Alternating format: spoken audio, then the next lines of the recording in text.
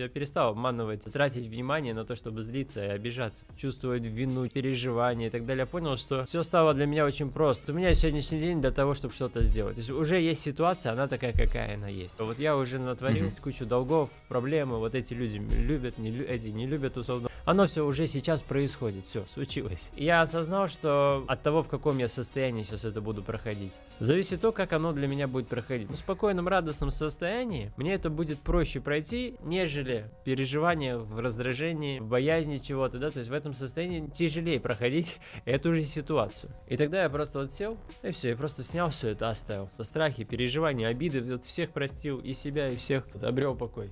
И далее из этого состояния я понял, что вот все стало просто. Вот я либо проснулся, либо умер.